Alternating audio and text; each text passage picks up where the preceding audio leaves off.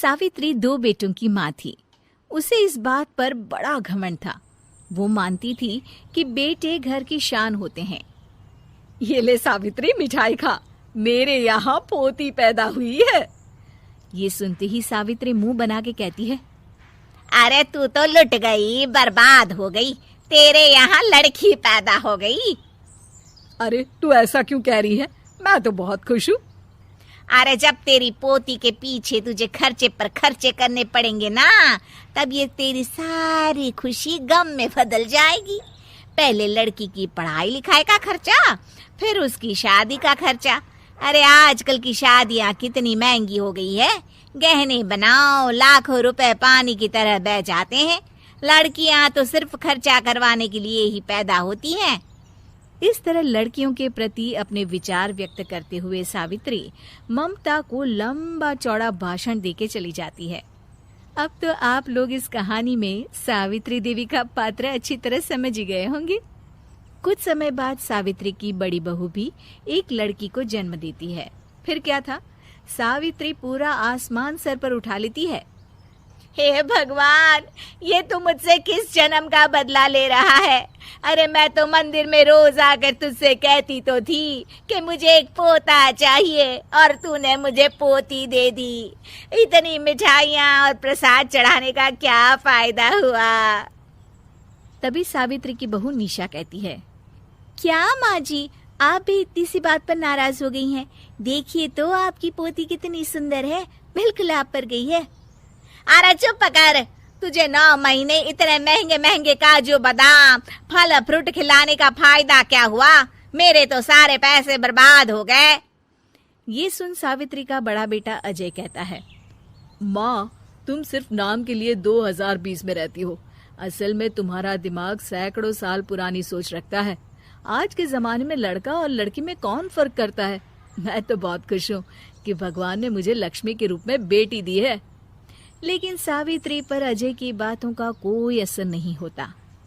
नालायक, अपनी पत्नी की जबान बोल रहा है। मेरा बड़ा बेटा तो हाथ से गया। लेकिन सावित्री देवी हार मानने वाली नहीं थी। वो पोते की चाह में अपने छोटे बेटे विजय की शादी करवा देती है।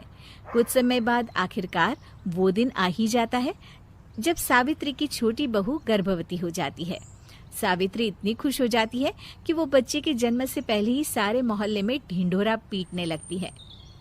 ये क्या सावित्री, तू तो पोते के जन्म से पहले ही मिठाई बांट रही है।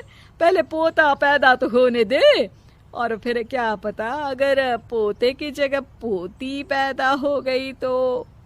ये सुन सावित्री चिढ़ जाती है। अरे अपनी काली जबान मत चला। मेरी मिठाई खा के मेरा ही बुरा सोच रही है। बड़ी आई, ला मेरी मिठाई वापस कर। देख लेना, इस बार मेरे यहाँ पोता पैदा होगा, पोता। लेकिन ठीक इसका उल्टा होता है। सावित्री की छोटी बहू भी एक लड़की को जन्म देती है। सावित्री फिर से रोना धोना शुरू कर देती है और अपनी छोटी बहू को कोसते हुए भला बुरा कहने लगती है। देखते ही देखते ये सावित्री की रोज की आदत हो जाती है। एक दिन उसकी इस आदत से परेशान होकर विजय अपने भाई अजय से कहता है, भैया, माँ खुद एक औरत होकर हमारी बेटियों को पसंद नहीं करती, उल्टा उन्हें रोज कोसती रहती है। मुझे माँ की यह आदत बिल्कुल पसंद नहीं आती। अरे तू ठीक कहता है, मैं भी अब माँ से तंग आ गया हूँ। अच्छा, तो अब तुम दोनों इस तरह पीठ पीछे मेरी बुराई भी करने लग गए हो? नहीं माँ, हम चाहते हैं कि घर में शांति बनी रहे। हमें हमारी बेटियाँ बहुत प्यारी है। मैं नहीं चाहता कि वह तुम्हारे ताने सुन सुन कर बड़ी हो, और इसीलिए हम दोनों ये घर छोड़कर चले जाएंगे।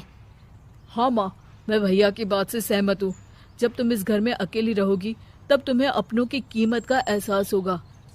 अपने दोनों बेटों के मुंह से अपनी माँ के लिए इतने कठोर शब्द सुन सावित्री भावुक और रुआंसी होकर कहती है, क्या सच में तुम दोनों मुझे इस घर में अकेली छोड़कर चले जाओगे? हाँ माँ। हाँ माँ, अब पानी सर के ऊपर जा चुका है। मैं तुम दोनों के बिना नहीं रह सकती। अपनी सास के आंसू देख अजय और विजय की पत्नी अपने पतियों से लड़ पड़ती है। अरे जिसे जाना है वो जाए, मैं माँ जी को छोड़कर कहीं नहीं जाने वाली। भाभी, आप ये क्या कह रही हैं? वही जो तुम सुन रहे हो, दीदी बिल्कुल सही कह रही है। हम बेटियों के संस्कार हमें सिखाते हैं कि सास माँ समान नहीं बल्कि माँ ही होती है और उस माँ की जिंदगी भर सेवा की जाती है। बेटे अपना फर्ज भूल सकते हैं, लेकिन बेटियां नहीं। आप दोनों शौक से जा सकते हैं। माँ जी, हम दोनों के रहते आपको किसी बात की फिक्र करने की जरूरत नहीं। फिर क्या था, सावित्री के ऊपर छाए बेटों के घमंड के बादल उसकी बेटी स्वरूप बहुओं के तेज के आगे आंसू के रूप में परिवर्तित होकर सावित्री की आंखों से बहने लगते हैं और वो उन दोनों को गले लगा लेती है। मैं जिंदगी भर बेटियों को कोसती रही, लेकिन आज तुम दोनों को देख मुझे समझ आ गया कि बड़े अभागे होते हैं वो लोग जिनके घर बेटियां नहीं होती।